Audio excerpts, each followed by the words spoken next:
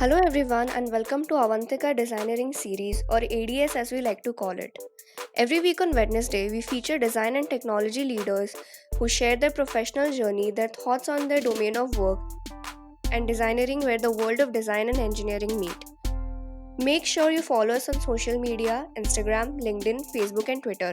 And with that, let's continue with your show. To make a business success, one requires an innovative business strategy backed by scalable technology. But how can we use them precisely to achieve success?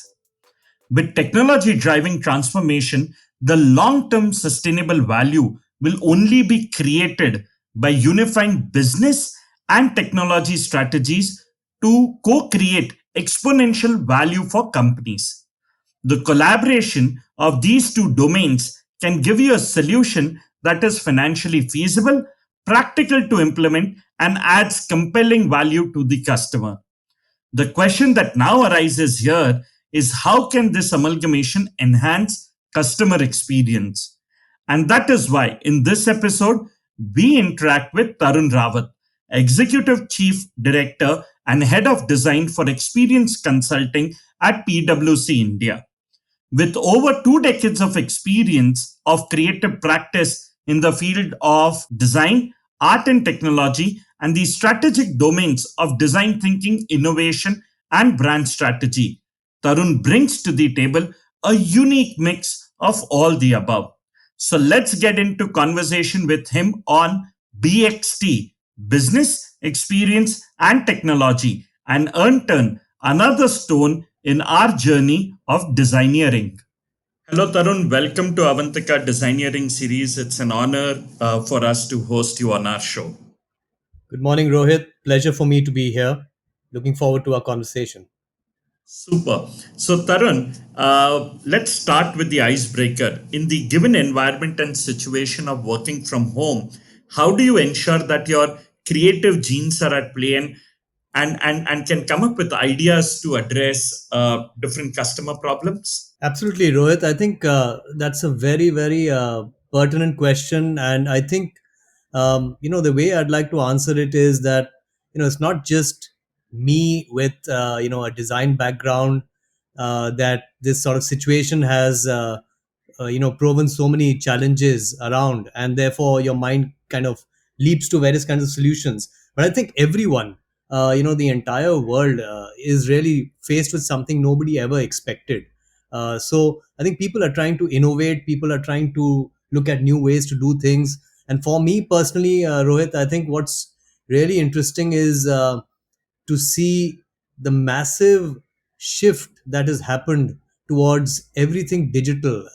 People in February who would never imagine doing the kind of things they're doing today, and none of us saw this coming. I think for me that is such a huge learning as a design leader, to be able to look into the future and to learn from such an event, this world event, and to see how can we be far more focused towards a total design that is environmental friendly, that is human centered, and that really preempts situations like this crisis that we've got into. I think for me, to answer your question, Rohit, every day I'm really thinking about how can design make a difference given where we are today. It can be in the area of healthcare, it can be in the area of retail, new ways of designing for better hygiene, better safety.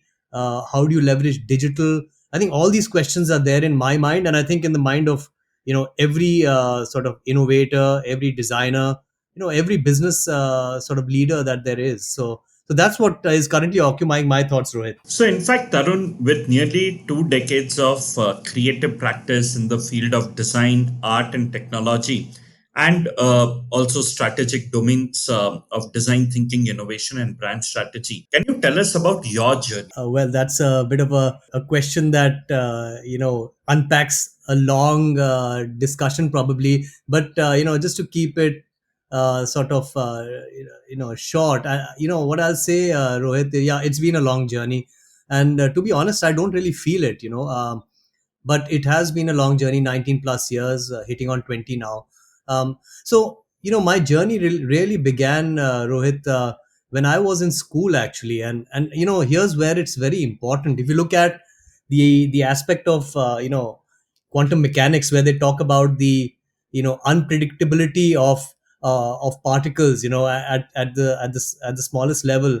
In when I was studying and I was in boarding school, in class 11, I think it was, there were a couple of folks who came in to present uh, an institute and some of the work that they were doing to our to the students in my boarding school. And I was studying in a boarding school in Kasoli.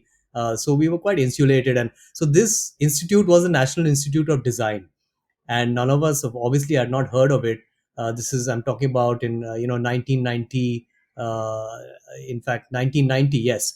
So they came and they talked about a lot of disciplines uh, that this organized, this sort of institute was offering students. And one of the things that they did was play this animation film, and it showcased animation from all over the world, and not your Walt Disney kind of animation, but animation that was really looking at merging sounds and visuals in a very interesting way. And I was absolutely amazed because I'd never seen anything like this. And that actually got me onto thinking about the NID. And then I did try for the NID. The first year I did not get in because I really was not well prepared, I guess. But then finally I did get into the NID, and that's where my journey as a designer began, Rohit. And I would say the reason I'm giving it talking a lot about NID is because the foundational aspect of the way I think as a designer today was set there. Because this institute was, as some people may be aware, was started by some really iconic designers in India, as well as there was participation from the best of the design community abroad, internationally. You had Charles and Ray Eames, who came in to set the foundational thinking for the NID. You had designers from Switzerland that also shared their thinking.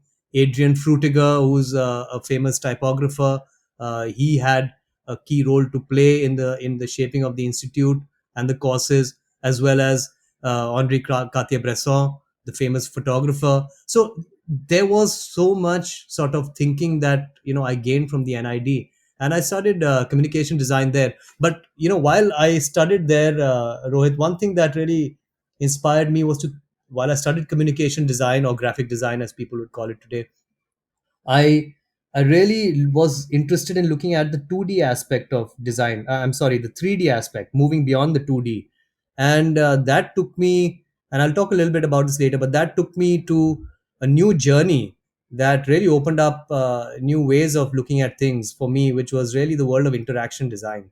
And when I got onto the interaction design journey, I was very lucky to have interacted with some of the leading thought makers in the world, like Mr. John Mader from the MIT, Bill Mogridge, who was one of the founders of IDEO, Ettore Sotsas, a famous industrial designer from Italy, Hiroshi Ishii, again from the MIT. And so I got exposed to these, iconic individuals at really at, they were pioneers in their thinking around interaction design. And also I got exposed to design thinking very early because of my exposure to one of the partners at IDEO. And that led me to this journey around bringing interaction design into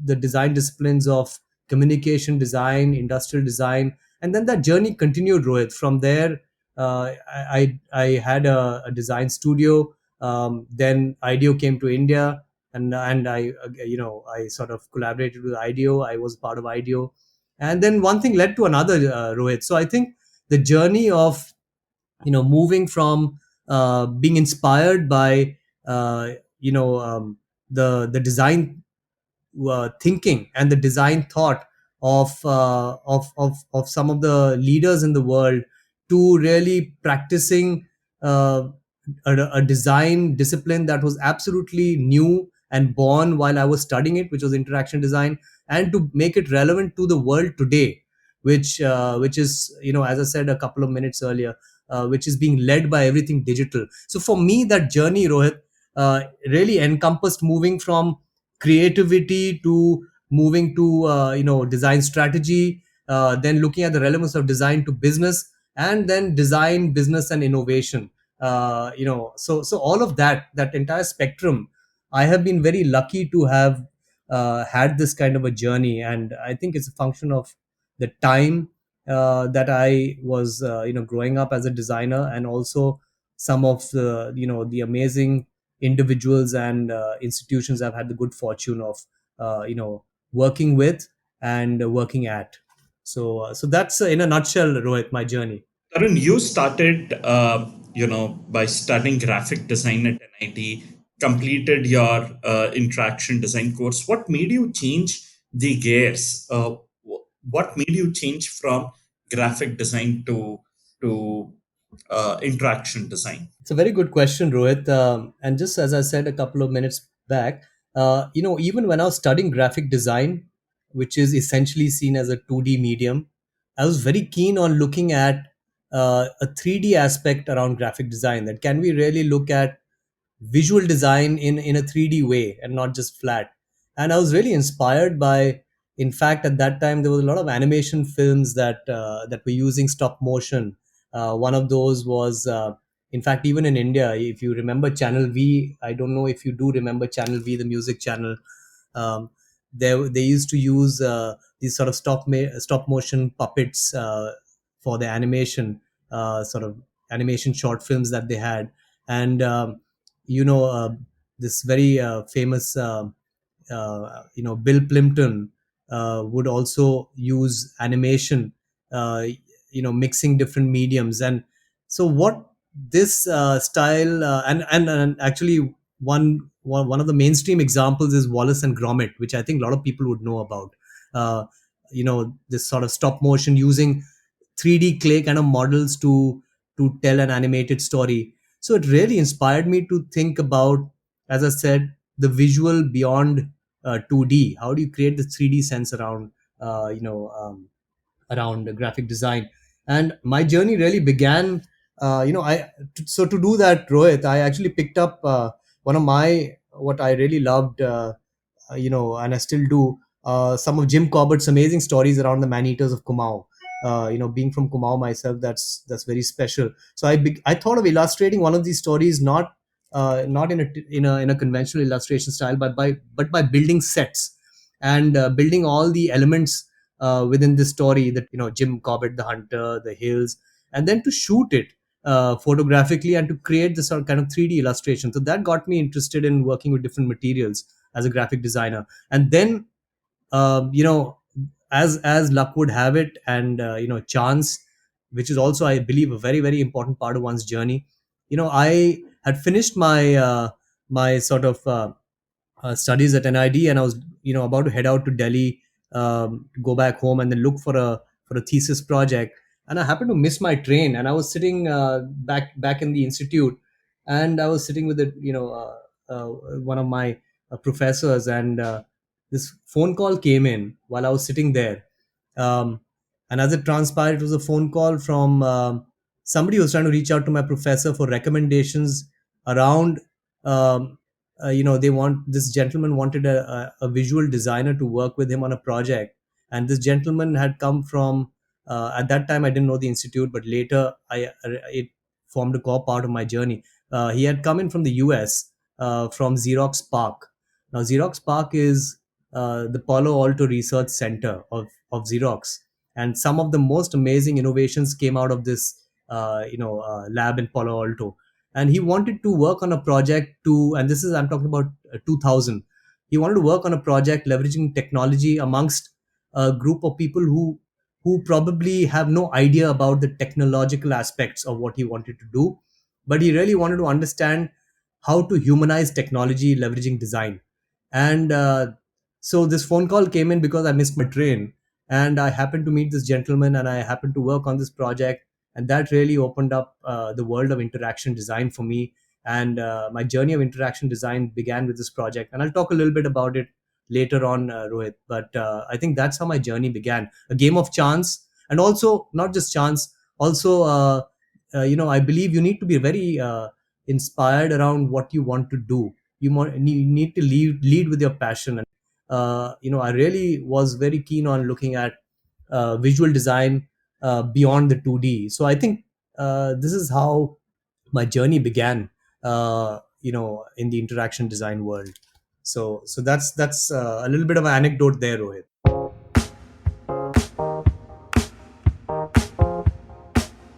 Hey, did you know the PricewaterhouseCoopers name was formed by the combination of the names of Pricewaterhouse and Coopers and Lybrand following their merger in 1998? On 20th September 2010, PricewaterhouseCooper rebranded as PwC, although the legal name of the firm remained PricewaterhouseCoopers.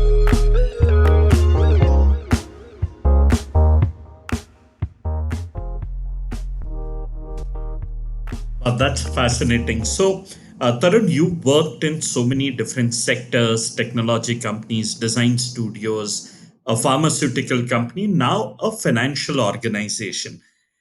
This, unlike many others who create a career in the same domain and rise the ladder in it, how have you been able to change your thoughts and design processes across these different industry domains? Yeah, no, very good question, Rohit. I think it's a function of um, I believe there are two things that are important in one's journey. The first is, what do you want to be doing? What inspires you? That is one part of it.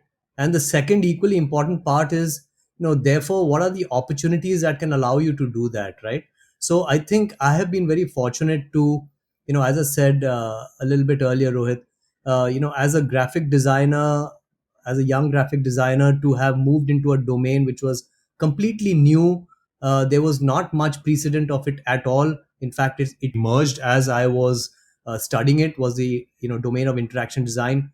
Now that requires a deep interest to pursue this new sort of area of design, and that I was very very driven to do. So that degree of you need to be bold to go after something new, and I think that comes from something deep inside. That is one. But the second part is, I was very fortunate to then have the ability to bring it to life. Number one, as a design entrepreneur, because I had my own practice, and then to be very fortunate to bring it to life in as part of a team when I was part of IDEO in Bombay. Um, and we worked with IDEO teams across the world to really bring the aspect of design cutting across different industries, different sectors, but really largely focusing on the core aspect of design thinking and delivering design excellence across a variety of design disciplines. And so that journey then led me to one of my clients, one of my very big clients while at IDEO was the pharmaceutical company that I worked at.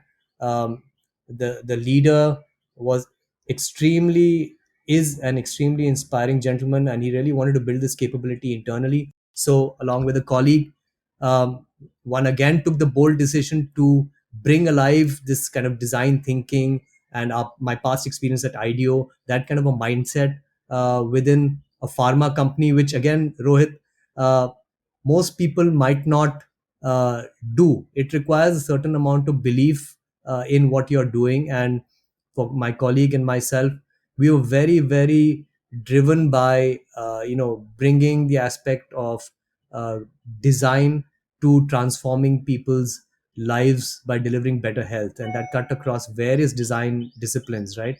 Product design, service design, visual design. So and of course it requires a lot of uh, getting up to speed very quickly with a domain as regulated and as uh, deeply driven by compliance as pharma. But I think ultimately the vision was to transform the lives of people with design, and that's what drove me to help set up and establish this capability at a pharma company. Now, having done that, this sort of initiative, this effort was noticed by the financial institute you're talking about, who also wanted to set up something similar, and they began speaking with me, and I said, okay, now a new journey begins in a new domain, and that's when I joined PwC to sort of bring this kind of thinking to PwC, which is such a large organization, finance organization, and how do you bring this agile way of thinking and delivering, design-led experiences in an organization that is probably not done this as a core part of their practice. Looking at the history of the organization, so it was really a new journey that called out to me, and I chose to sort of take up a new challenge. So that's how I moved from one thing to another, Rohit. But I would like to sum that up in by saying that it's very, very important, at least for me, the way I've looked at it. Number one, to be driven by what is it you want to be doing. Number two, how prepared are you for it. If not, then you need to sort of build that sort of muscle. How much do you know? How much are you willing to stretch yourself? And then how many sort of new things are you willing to absorb as you take on a new challenge? So I think it's this is what's really led me from one thing to another, Rohit, from a pure design discipline to moving to a design and strategy kind of role, and then design and business, and today trying to build this capability in a very, very large global finance organization. So I think that's my journey as a designer. And I think, Rohit, in today's day and age, and I've said this to many people, designers need to be very deep with their craft, but they also, I believe, need to have a lot of knowledge on the business front. So designers need to think like business people, just like business folks have begun to understand principles around design thinking. So I think that's where the world is headed, and I've been very lucky to be in the center of this change as it has been happening, Rohit. So that's a little bit about my response to your question. Wow, so that's exciting perspective to how you've changed the gears within multiple domains. And while you were speaking about PwC, for me, it's always been a financial institution. But today at PwC's experience practice, you are blending business experience and technology to create solutions for your customers. The question that I have is, what is it that you and your team at PwC do for its customers? Right. So Rohit, on I joined PwC about a little more than a year ago, and they what PwC has been doing globally over the past 5 to 6 years is they have established a practice called experience consulting, and what their new model around going to market is built around is really this model around what PwC calls BXT. So what that essentially is that whatever solutions, whatever sort of proposals that we bring to our clients, they're driven as much as possible by this BXT model and philosophy. Now, what is BXT? BXT is essentially an integration, a coming together of business, experience, and technology. So when you say business, it's the whole world of business strategy, viability, and all those considerations, right? Uh, then when you look at technology, then it's all the technology sort of implementation projects, technology platform related, services that PwC brings to their clients. And then while business strategy and technology sort of solutions was always what PwC brought to clients, I think the big differentiator that PwC identified was really focusing on customer experience in a very very deep way. And this focus on customer experience is led by a design thinking way of bringing to the table human centered solutions. So they built this model called BXT, as I said, about 6 years ago.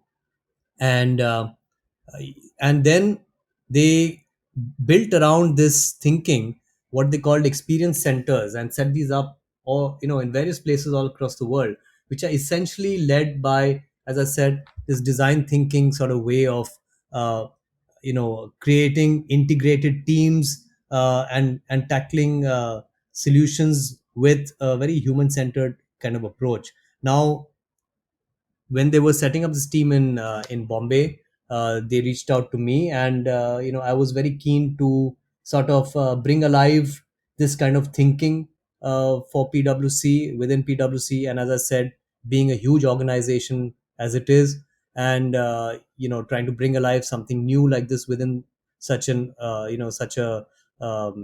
organization has been an extremely exciting challenge. So that's the way I looked at it, and that's my role in bringing this alive at PwC Rohit. So it's really bringing alive the aspects of design thinking, which I've been doing, as I talked earlier, which I've been very fortunate to do in various ways through my professional journey, but to bring it alive in a financial institution, where an organization where we can differentiate ourselves in the market by bringing this unique perspective to our clients. So it's really a key sort of aspect around how do we differentiate our offer, and how do we create new value for ourselves amongst the competition by doing this. So, and this has become the need of the moment, Rohit. Uh, you know um, various uh,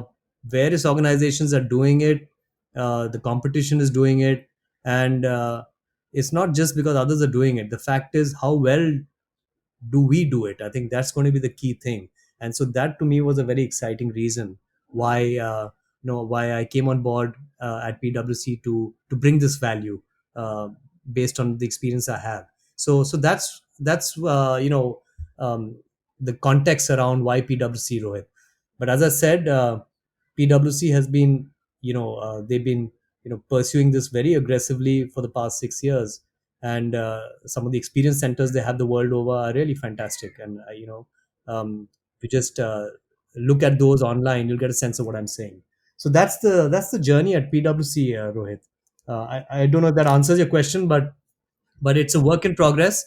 It's something new, and it has its challenges, but that's what design is all about. Working within a set of constraints, and delivering value. So I think that's what it is. No, absolutely. I think it sounds very, very exciting. And in fact, taking a cue from what you were saying, design thinking has been around. In fact, since if I was to say, Stone Age, and was practiced by our ancestors as well. But I see that only recently design thinking has evolved into a formal discipline. My question is, why design thinking is the need of the hour? Rohit, you've asked a very fantastic question, actually. And this is a question that I'm sure you might have heard many times, and I've heard it from various people, from designers as well as business folks. So, a couple of things, Rohit. I'd like to say that design thinking as a process, I mean, what does it essentially do? It essentially looks at identifying the unique needs of the customer or consumer that you're trying to address, or that you're trying to position your service or product towards or for. Now, by unpacking these unique needs by the design process and the qualitative sort of processes that are there, the human centered lens, one you know really creates a product that is aligned to the consumer customer, the way to the consumer customer in the best possible way. So that's what design thinking allows one to do. It's led by empathy, which is really empathizing with your customers and consumers, and then uh, you know creating a solution with that knowledge rather than creating something and then trying to slap it onto the people that you're designing it for. Now, this is in an essence what design thinking is around, right? A very human centered approach. Now everybody knows this. um, Ever since the Stanford D School made this official with the design thinking sort of um, the validation of design thinking in business. um this has actually post 2004 made its way to business schools all over the world, and it has become a part of everyday vocabulary for most of us in the world of innovation and business, right? So now this has been a function, as I said, of what started at Stanford and was certified, and going a little bit back into why it emerged at Stanford, because the two people who actually started this journey at Stanford was one of the founders, I mean the key founder of IDEO, Mr. David Kelly, and the founder of SAP. And so together they really saw the need for bringing the design thinking process to business, and that's how it came into the world of business through the D School in Stanford. But to your point, Rohit, did this exist as a process? Well, it always did, because design thinking is really at the heart of it. It's about really understanding the needs of of the people you're trying to design for in a very very sharp way, really understanding their unique needs and then designing a solution around it. And this is essentially a problem solving approach. So people have done it in various ways. There's also enough written about jugaad in India, and we do our own version of it. But I think the key sort of shifts happened in the in America in the 60s, where you had a couple of product designers who began to look at the aspect of industrial design as being separate from pure engineering. And they began to look at how do you get closer to the needs of your of the folks that you're designing for, and and how do you sort of look at the aspect of ergonomics, the aspect of functionality from an empathetic point of view, that what is the functional benefits, what are the emotional benefits that a certain industrial design product sort of what does it deliver to the customers or consumers it's being made for. So I think in America in the 60s, a group of industrial designers began to, as I said, look at industrial and product design as separate from pure engineering, and they began to look at this aspect as design science. And one of the first people who really began to look at it in a as a focus domain was Buckminster Fuller at MIT. And he's written a lot about what we could really today look at as the foundational thinking around design thinking, because he talked about the integrated approach around cross disciplinary approach around design thinking, and also around how do you look at the aspect of what we call today circular design, the aspect of the environment, the aspect of uh, people, the aspect of humanity in design. So I think short well, this is a long answer, but I think just to kind of close on this one, Rohit, design thinking has always been there in different forms and shapes, but it began to emerge as a discipline with some conscious thought, with the emergence of some of the thought leadership that people like Buckminster Fuller and some of the industrial designers in America in the 60s began to sort of push forward. And then with organizations, with companies like IDEO, it got further accelerated. And IDEO again was led by David Kelly and Bill Mogridge, who themselves were industrial designers. So really, the essence of design thinking methodology lies in the industrial design process, and that is now today you know cut across the domains of design to the domain of business, to really look at how do you make something that is viable, because it has to be business viable, otherwise it's not going to work, it's not going to succeed as a business venture. So the viability aspect is key. The feasibility, can it be produced with current technology or not? The feasibility aspect is key. And most important of all, the starting point, the desirability. That's where the human centered aspect comes in. So I think this is really what most people identify design thinking with today. But as I said, the origins of it have really been, as this discipline has been in the 60s. But humans have been practicing it in various ways, as you said, Rohit, from the Stone Age onwards. For example, on a lighter note, if you look at the Flintstones, cartoons, I remember them when I was younger. You had Fred Flintstone, right? He was in this car, and he would. It looked like a car, but he would. His legs were popping out, and he would sort of use his legs to move the vehicle, right? So, I mean, people have always done whatever is needed to improvise, to innovate. And so design thinking has always been there. But I would say the formal discipline, the way we know it today, has had its origins from the 60s in America, and in the industrial designers practicing there. And most of all, some of the thought leadership by Buckminster Fuller at MIT. So I hope that sheds some light on the subject, Rohit.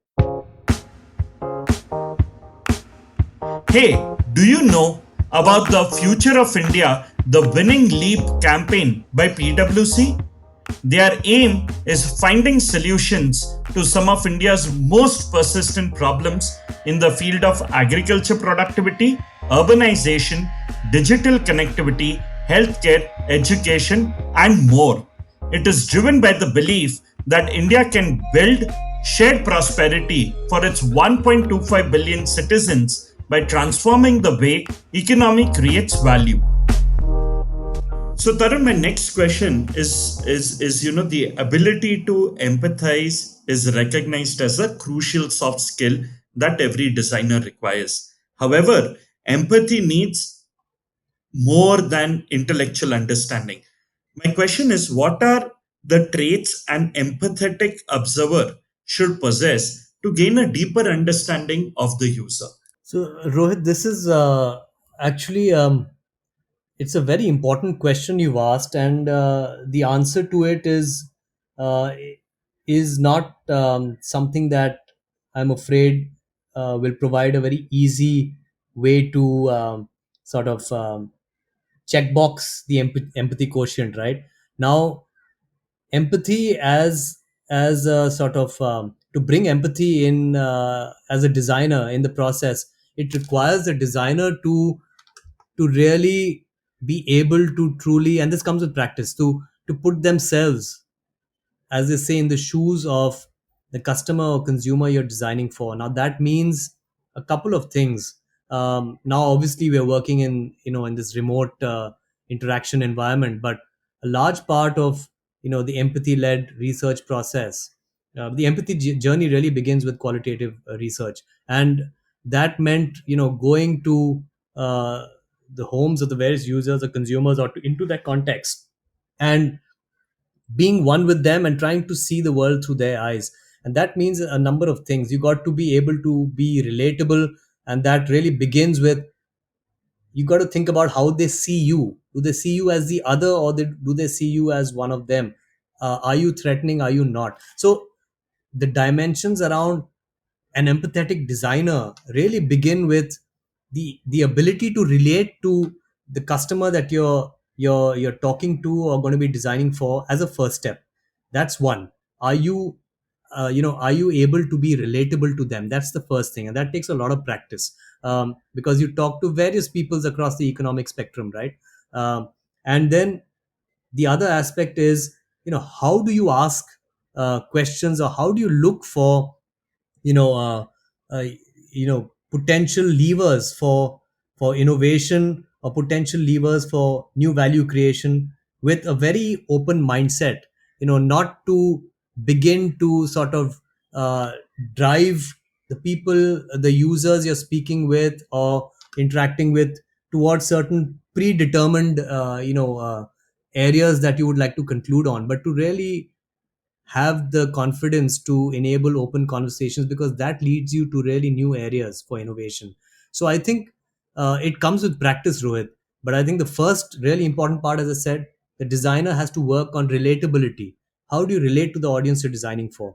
And number two, to be open, to be open to listen to what is being said, what is be open to what you can see, what you can hear, and then interpret that, and be bold to look at new areas if it takes you there. I think you need to start from a blank canvas uh, if needed. So the ability to pivot, if that's what you need to do, has to be also a part of the confidence that the designer has to bring to the table. So I think it's a couple of things, Rohit, and it really comes with practice. But it is the single most important thing for a designer today to bring that to the table. So I think that's very, very important, and it comes with practice, Rohit. So, Tarun, cultural competencies is the ability to understand, communicate with, and effectively interact with people across cultures. How do you think can culture enhance technology?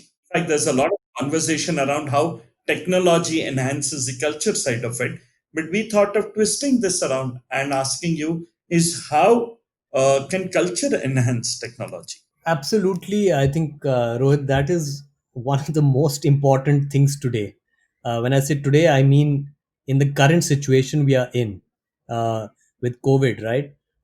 Where technology has become our, whether we like it or not, it's become the core medium for existence for many. It's what we are relying on. But the fact is, you can't, technology is really an enabler. It is not going to create the culture, or it's not going to create the brand aspects that you would like people to experience. As For example, let's just say, you walk into, let's say, a Starbucks versus a coffee shop in a hotel. So what is the difference? I think, you may technology, well, you can order coffee nowadays with COVID, you can order it through various apps, just pick it up, etc. Now, technology wise, you will have possibly the same tools, but then how do you make differentiate a Starbucks from a hotel experience, right? Or a very special, let's say, unique Italian coffee experience. If you're going to be using the same technology to just go there, pick it up, how do you leverage that difference? How do you build that culture around the product? And so I think all of this whole human aspect becomes very, very, very, very important. That how do you understand beyond the technology, what is the human aspect you're bringing to the table? And this becomes absolutely crucial to brands, and I'm talking precisely around the current times we're in, Rohit, because this is going to, I believe, lead to a lot of shifts, as a lot of people have said, permanent shifts in a lot of places. When the markers of brand, as they were, walking into a big building, walking into, like, taking the Starbucks example, walking into a Starbucks shop, coffee shop, and sitting there in a particular way, experiencing that furniture that's been designed in a particular way. When you take away all of that, you don't have those physical markers anymore. um, how do you still retain that experience? How do you enable your customers or consumers to experience that culture, when you don't have the crutches of physical touch points anymore? You have technology, but the technology is just a means, in my view. And one has to be very, very careful today to not look at technology as the end all solution for everything. It can enable certain functions for sure, but it's not going to be able to by itself help you retain the culture that makes you you, or to create a new culture for you without some thoughtful intervention. So I think, um, there are two different aspects in my mind, Rohit. I think culture is a very human led sort of domain, and technology obviously is speaking the language of machines. So I think it's very, very important to think through technology with a culture sort of focus, its meaning on people, its its the human aspects of technology. I think that's very, very crucial in current times. Super. So, while speaking about culture and technology, at Avantika University, we are trying to build a culture around this philosophy called as designeering, where we believe that the worlds of design as well as technology blend together. The question that I have is, where do you see design and technology blend in your field and your design process? Yeah, this is a great question, and it builds on exactly as you said, Rohit, the previous question. Uh, you know, design and engineering, um, design and technology, products, sort of shaping technology products, or making technology products is something that is absolutely the need of today, as we shape the future tomorrow. This is more than ever before. This is something people are thinking of right now. They're working at it right now. And this, in my mind, just as 5 years ago, Rohit, design and business was a key mapping, a key area of growth that emerged, and that designers and design leaders have been sort of working towards. The relevance of business and design thinking and design doing. I think today, uh, bringing together the worlds of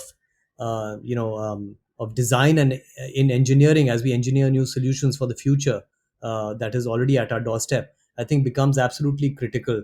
And um, and I think the word designeering, I think it is very interesting, Rohit, because it reminds me of Imagineering, as a term that Walt Disney sort of used back in the 80s, to really look at how do you combine imagination and engineering.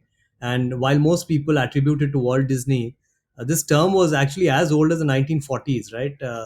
I think it was the Aluminium Corporation of America that really was the first to use this term Imagineering, to really bring together, as they called it, the blending of imagination and engineering. And if I look at what you're saying about designeering, I think, to me, it is precisely another version of that, which is very relevant to current times, because design by itself, not translating to a technology product in an optimal way, is not enough. I think designers today need to think about that perfect sort of fit between creating design design sort of levers, design options, design opportunities, and sort of locking that in very well with the engineering aspect. So it's a new domain, but I think is very, very relevant, and it's a domain of the future, in my view, Rohit. That's my thoughts on that, Rohit. Yeah, thank you so much for that, Tarun. I think uh, that was a great thought in which you expressed how do you blend both these different domains. Tarun, it was exciting speaking to you. There's so much more that we wish to ask you, but unfortunately, we would want to fit this into our conversation of the show that we run. But I'm sure that our listeners can reach out to you on your LinkedIn and couple of other social media handles to connect with you and know more. Thank you so much for inspiring our listeners from your journey. Absolutely, Rohit. It's been my pleasure. And I think one of the questions you asked me, Rohit, and I'd like to close with that. And I think this is good for whoever's listening, and young designers. And you'd asked me, in one of our conversations, around some of my favorite books, right? And I'll just name four that I think every designer might find some value in it. There's obviously one which is Creative Confidence, written by David Kelly and Tom Kelly from IDEO, where they really look at a world where actually everyone is creative in their own way. So how do we sort of unpack that for people? How do we let people sort of bring their best of their creative confidence to the table, irrespective of the domains that they work in? So that's a great book for from the design perspective. From the entrepreneurship perspective, one of my favorite books has been Shoe Dog, the memoir by Phil Knight, who started Nike. In my mind, is one of the first startups, uh, in the model of the current times, when he started Nike, and his journey is fabulous. So I think that's a great read. There's obviously Steve Jobs' biography by Walter Isaacson on how do you reimagine a product from multiple ways, and how do you focus on details and not let go. I think that's very inspiring. But something that I think every designer needs to really have, as I said earlier, Rohit, is the aspect of passion and commitment. And no book captures it better for me than the MotoGP rider Valentino Rossi's autobiography called "What If I Had Never Tried It." So I think the whole thing around how do you remain passionate every day about what you do, as you unpack new domains, as you look at the new emerging domain of designeering, and how design changes and how design is going to change. I think that's absolutely critical. And for me, the title of this book is really sums the learning mindset I like to to my bring to the table every day, which is whenever something comes up, I always think about it from the perspective of what if I had never tried it. So I think that's the kind of attitude I believe can help one always retain a learning mindset and explore new dimensions, and thereby bring something absolutely unexpected to the table. And I think that's what I had to share, Rohit. And I think these could be some interesting things to inspire folks. So thanks so much for this. Wow, Tarun, thank you so much. I don't think we could have ended our show at a positive note, better than this one. Thank you so much. My pleasure. Thanks so much.